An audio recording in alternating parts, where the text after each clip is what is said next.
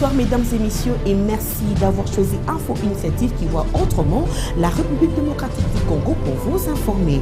Bienvenue à tous. Ardis International au secours de personnes en excès de poids.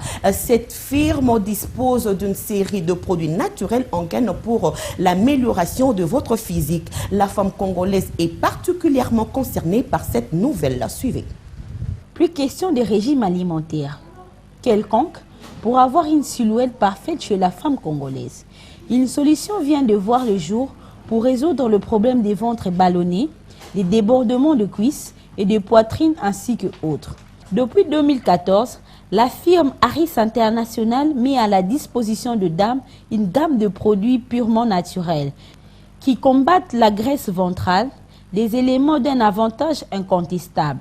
Et Ardis existe depuis 1989.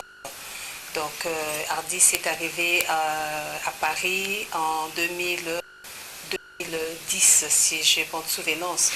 Et nous avons fait notre rencontre mystérieuse avec Ardis à Paris par les billets de notre marraine, Madame Domingas Francisco, où nous avons fait la connaissance de ce produit.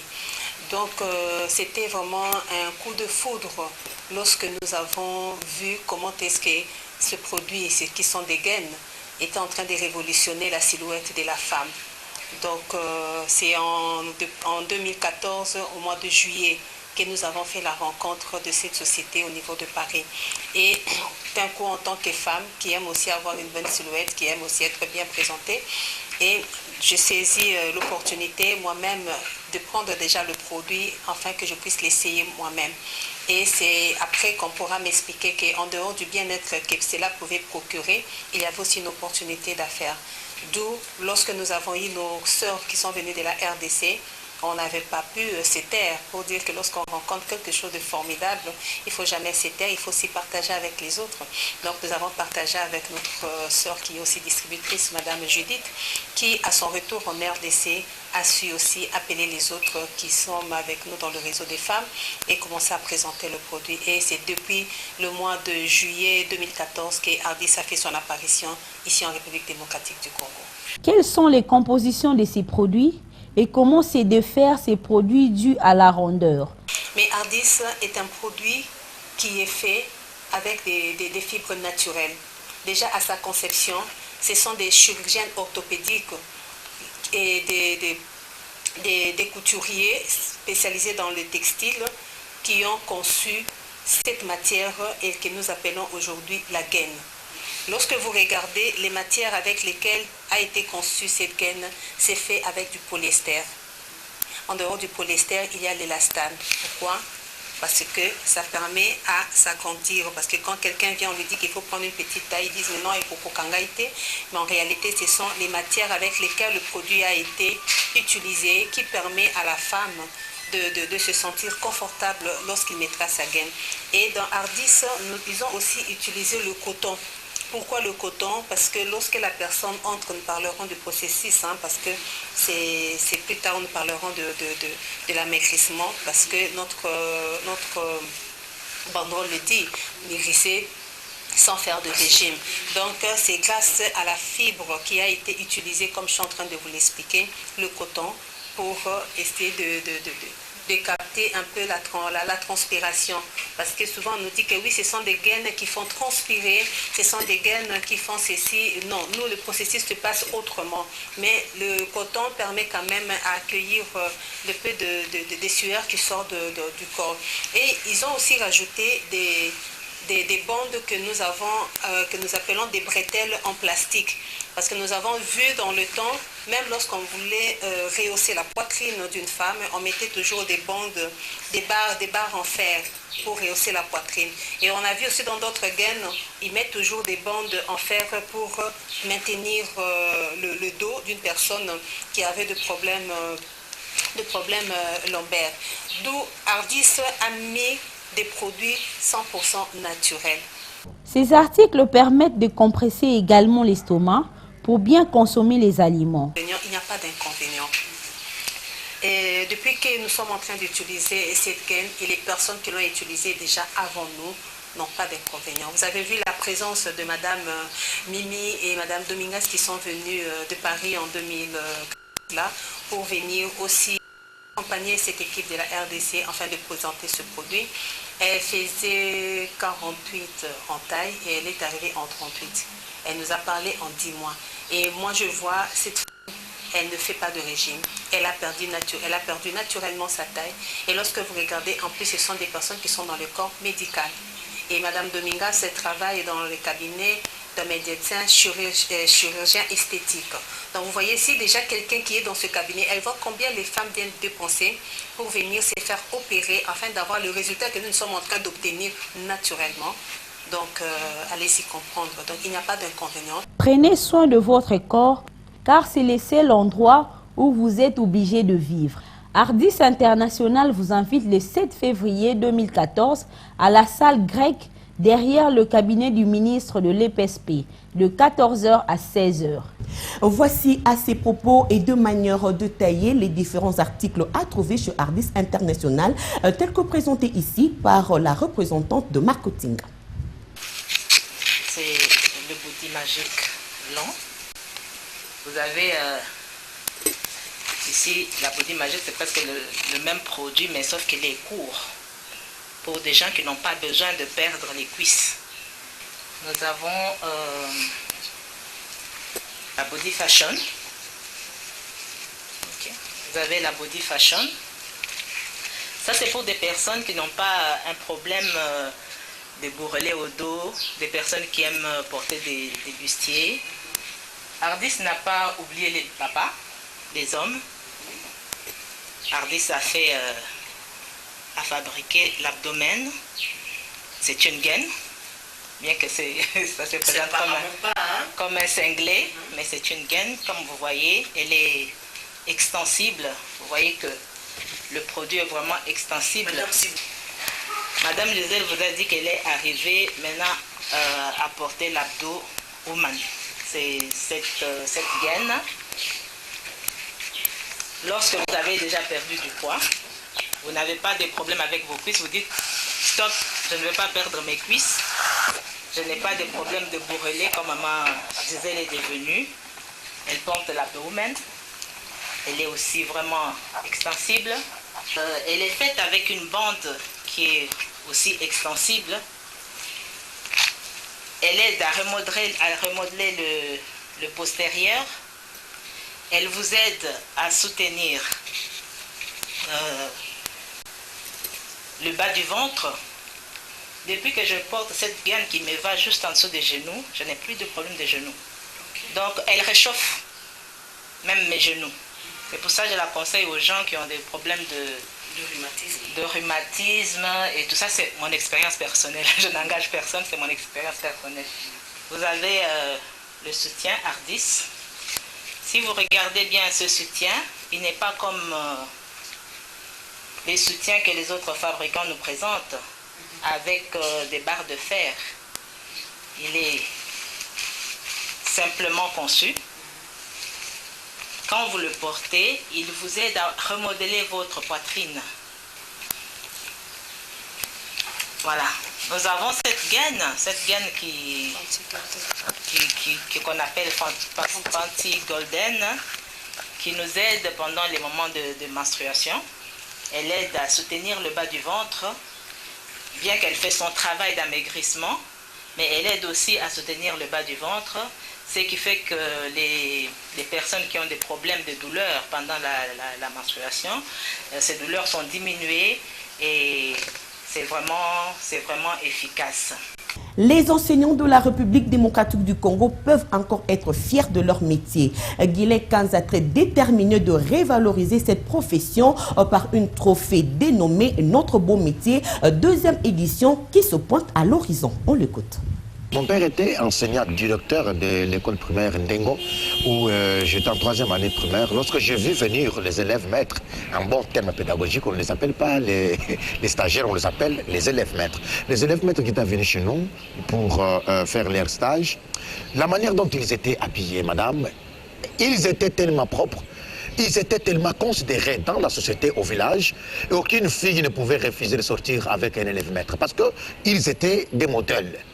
Eh bien, je me suis dit, je dis à mon père, papa, moi aussi, je dois être enseignant demain après-demain pour être considéré comme sont considérés les élèves maîtres.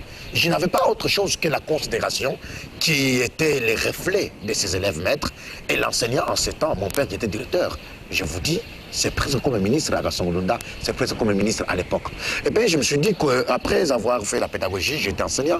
J'ai fait, aujourd'hui, je suis journaliste, j'ai fait, par la grâce de Dieu, pratiquement toutes les provinces de la République. J'étais dans certains pays en Europe, comme ici au Congo, où j'ai vu comment les enseignants sont déconsidérés chez nous.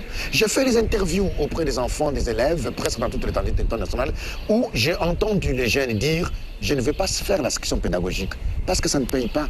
Et je me suis dit, il faudrait d'abord chercher à revaloriser cette section parce que la section pédagogique est en voie de disparition. Même si les politiques font semblant, ils savent ce que j'ai dit. Même si les politiques ne veulent pas nous soutenir parce que simplement, peut-être que l'idée ne vient pas d'eux. Mais un Congolais peut émettre, je l'ai toujours dit. Mais il y a des conseillers qui n'ont pas de bureau dans des ministères, mais qui peuvent conseiller mieux que les conseillers qui ont des bureaux et qui ont de l'argent. Donc je pense que ma part, étant Congolais, était celle-là. Et celle-là, parce que je continuerai à le faire. Je vis que la section pédagogique, madame, est en voie de disparition. On est journaliste grâce à l'enseignant. Et bien l'enseignant qui est le socle, je l'appelle, de tout développement dans un pays, est en train d'être négligé.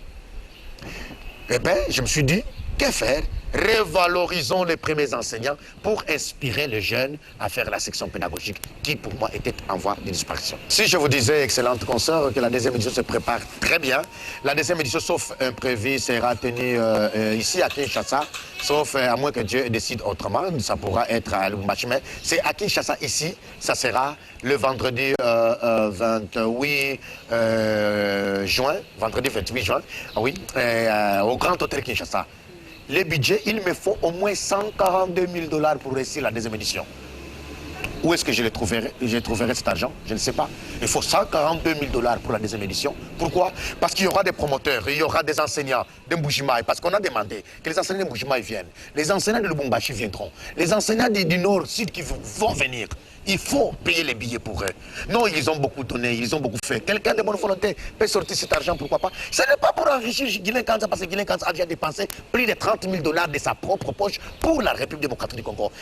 Dans les volets santé, comme toujours, il ne manque pas de génie. Créateur en RDC, Koudivila Makissé, initiateur de l'association de lutte contre les cancers intégral et extensifs, Lucie ouvre la marche aujourd'hui. Il explique le bien fondé de son association. Suivez.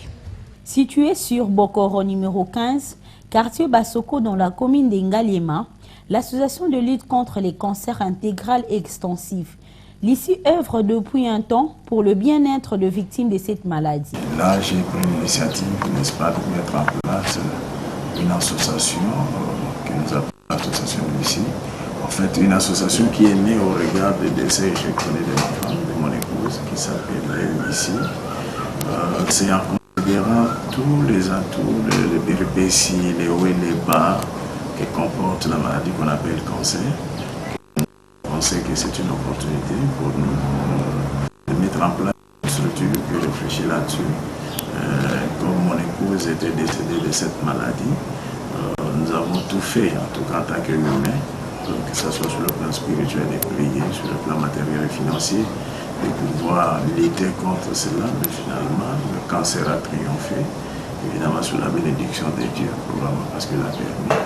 C'est pourquoi nous avons dit non, on mettra une association pour tous ceux qui sont intéressés de voir comment lutter contre le cancer. C'est l'on qui dit Vila Makiesi, géniteur de l'association. Tout concours pour l'accompagnement de maladies, l'ICI poursuit ses objectifs majeurs, auxquels se joint la prévention. Nous voulons prévenir. Vous savez que, comme nous l'avons dit, le cancer devient un problème de santé publique, donc il faut informer à la population. C'est quoi le cancer, ça vient d'où, comment on peut faire pour l'éviter. Donc il faut vraiment sensibiliser les comédiens mortels parce que le cancer est en train de ravager. Bon, c'est vrai qu'on n'a pas tellement de statistiques, mais si on fait un travail fouillé, on se rendra compte peut-être que le cancer est victime et coupable plutôt de plusieurs décès que d'autres maladies. Donc il faut que la population en soit informée. Donc ça c'est le premier objectif. Nous sommes dans la prévention et l'information c'est vraiment un des moyens les plus efficaces de la prévention. Il est vrai que le gouvernement est en train de fournir des efforts parce que vous voyez dans plusieurs chaînes, notamment la chaîne nationale, on est en train de parler comment se prévenir, c'est quoi les cancers, mais ce n'est pas tout le monde qui suit au même moment la télévision. Donc il faut utiliser une approche de proximité, il faut descendre dans les églises, dans des associations, sur le terrain et parler de cette maladie. Donc ça c'est le premier objectif. Deuxième objectif c'est l'approche un peu, je dirais, plus ou moins thérapeutique. Même si on n'arrivera pas vraiment à guérir d'une personne du cancer, mais on peut l'accompagner pour qu'il meure proprement. Pour mieux faire, qui dit Villa Makiese et ses compagnons projette organisé début février de l'année en cours une assemblée générale de mise en place des structures de leur association. L'article 8 de la loi électorale modifié principalement en sous-alinéa 3 a failli jeter le feu aux poudres. Pour l'honorable Eoulou Norbert, l'opposition s'est servi de l'ignorance du contenu à cet article par la jeunesse pour la manipuler. Suivez. Se prononçant sur les derniers événements nés de la controverse autour de l'article 8 alinéa 3 de la nouvelle loi électorale, l'honorable Norbert Eolo soutient que la liberté de la manifestation est garantie, un schéma auquel se sont inscrits les députés de l'opposition, mais cela s'est transformé en bain de sang. C'est son droit constitutionnel à l'article 26 de la Constitution. Il est prévu la liberté de manifestation. Maintenant, quand on pose la question de savoir comment l'opinion, la jeunesse appréhende cela, moi aussi en tant que jeune, je pouvais aussi faire de la même manière. Pour la simple raison que lorsque nous votons une loi, cette loi ne peut pas, ça doit refléter l'image et l'idée de nos jeunes. Selon cet élu du peuple, beaucoup de jeunes quinois, ignorants, innocents, sont tombés sous le coup de balle. Une situation déplorable. Que nous avons plutôt déploré. La manifestation est garantie. La liberté de cette manifestation est garantie. Mais la manifestation ne peut pas se transformer au pillage. Lorsque la manifestation s'est transformée au pillage, nous sommes désolés. Pour la simple raison qu'il y a eu de paisibles citoyens congolais qui sont morts dans cela. Et surtout, ce sont des innocents. Pour moi, je sais que le peuple a manifesté et que nous qui les représentons, nous l'avons suivi dans leur manifestation et nous avons respecté l'opinion populaire. Mais cela, ce qui est mauvais, c'est que quand il y a manifestation, il y a toujours débordement, bien sûr. Mais il faut déplorer le mort d'hommes. Là, ça nous fait mal. Le pillage des expatriés, ce n'est pas bien. La jeunesse congolaise doit prendre conscience car elle est appelée à assumer de grandes responsabilités demain. Encadrement de la jeunesse, oui. D'abord, lui-même. Tu es jeune, tu dois te comprendre qu'est-ce que tu vas faire aujourd'hui, demain et après-demain. On peut t'encadrer. Bien sûr, on peut dire, bon voilà, comme je vis parfois le musicien Werason encadrer les Koulouna. C'est bien. Les encadrer, c'est bien. Mais il faut d'abord la volonté personnelle. Tu dois d'abord avoir la volonté. Vous encadrez, d'abord, il faut étudier. Ça, c'est un. C'est pourquoi nous faisons tout. Que l'enseignement primaire et secondaire soit gratuit. Pas avec l'enseignement primaire et secondaire, pas s'il est gratuit. Et avec, en mise en œuvre de la citoyenneté dans les écoles, le civisme. À l'époque, nous avons étudié, on avait ce qu'on appelle le civisme politique. Le député Eolo Norbert indique le chemin du rationnel à la jeunesse, avenir de demain. De son côté, Albert Moleka, ancien haut cadre de UDPS, déplore les incidents survenus il y a quelque temps, propose de voir des sorties à la crise politique née de la contestation de la nouvelle loi électorale. Alors, d'une manière plus récente, l'actualité était focalisée sur la révision donc, de la loi électorale. Vous vous souviendrez que depuis 2013, le camp kabiliste avait exprimé clairement sa volonté de réviser la Constitution pour certains, de changer la Constitution pour d'autres, afin que Joseph Kabila puisse briguer un troisième mandat qui lui est interdit par la Constitution de la République démocratique du Congo.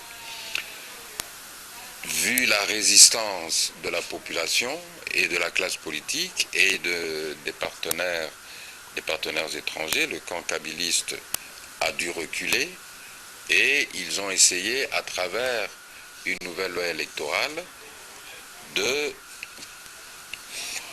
d'introduire un glissement de fait du mandat de M. Joseph Kabila,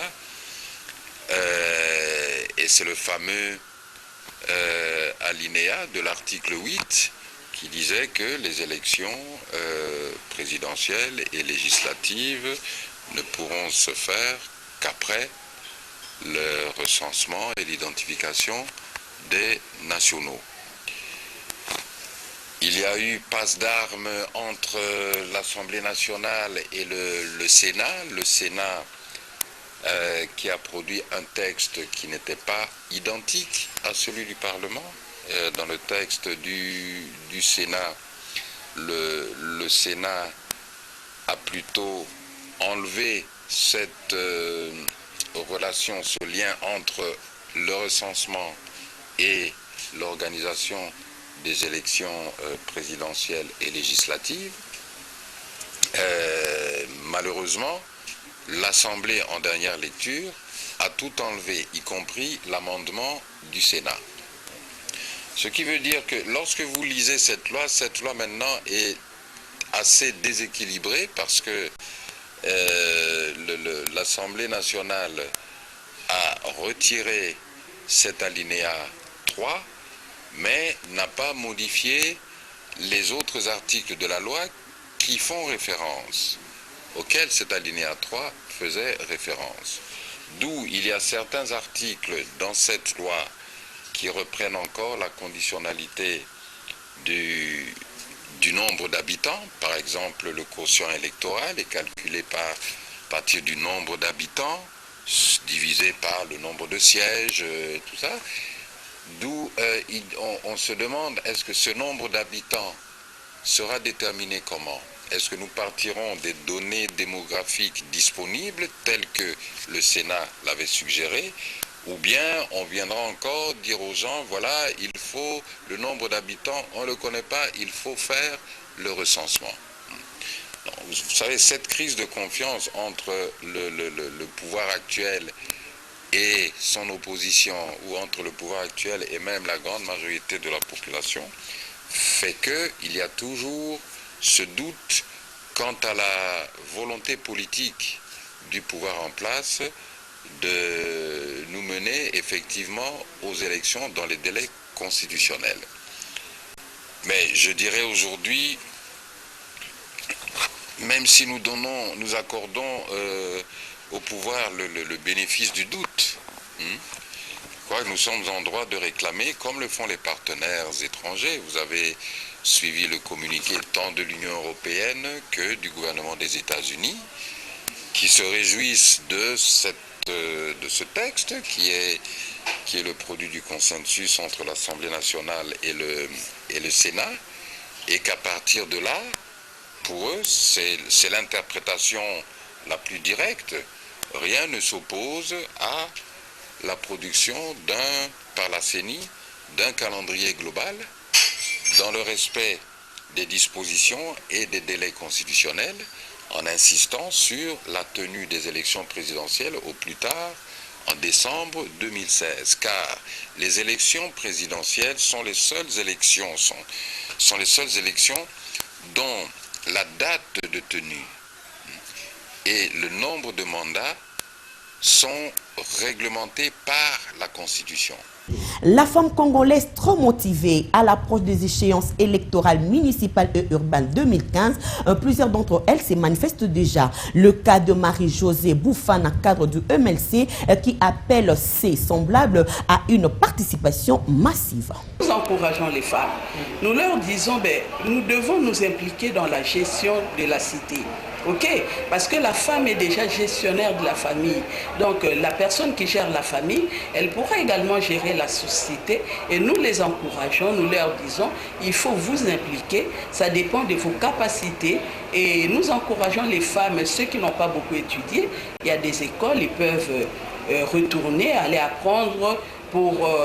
il y a des institutions qui font la mise à niveau et les femmes peuvent aller dans ces institutions-là pour qu'elles soient à la hauteur, parce que nous ne voulons pas les gestionnaires de demain soient seulement des simples figurants. Il faut que la femme, en postulant au poste de responsabilité, soit capable d'assumer ses responsabilités.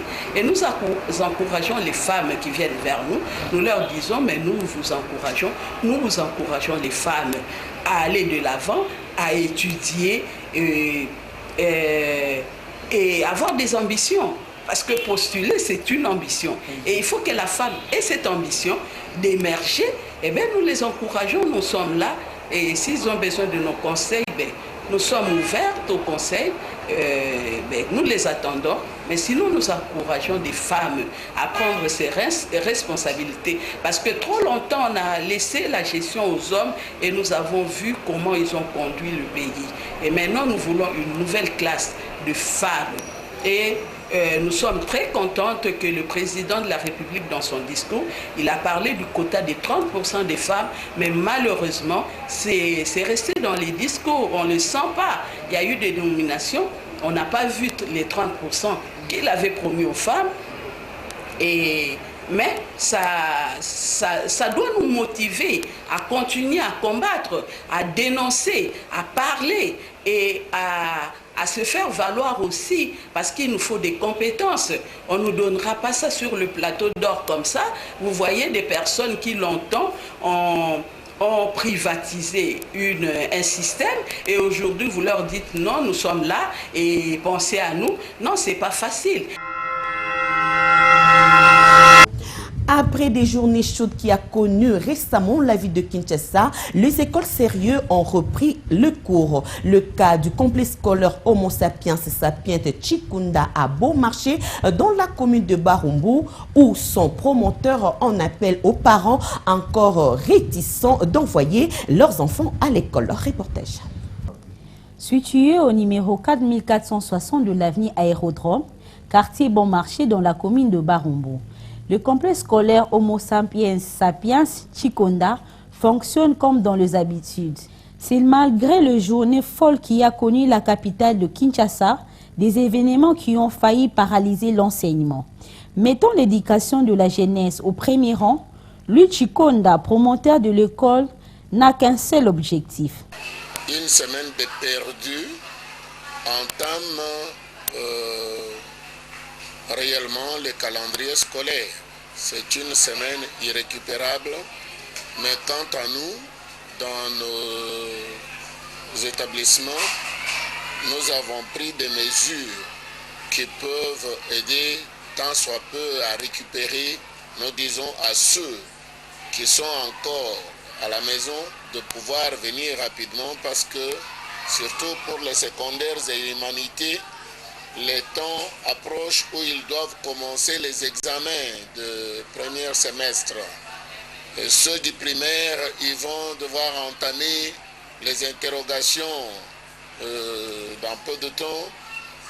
Nous sommes pendant le temps où il faut qu'on révise la matière.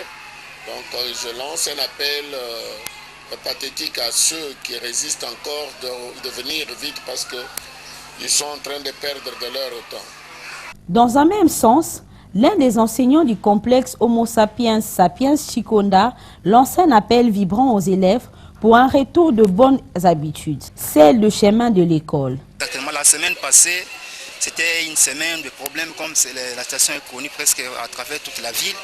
Mais à partir de cette semaine, c'est à partir du lundi, dans notre école par exemple, les activités ont repris normalement, nous œuvrons normalement et nous lançons un message partout à travers la ville qu'il y a du calme. Et précisément chez nous, en tout cas les activités ont bien repris. Cet élève de la 3e électricité rappelle la même chose à ses condisciples.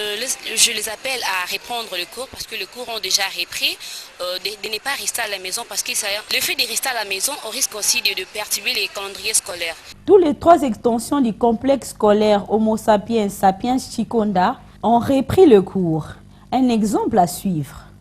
C'est déjà la fin de cette série d'actualités. Encore merci de votre attention. Je vous fixe un autre rendez-vous la semaine prochaine à la même heure et même chaîne. Inch'Allah.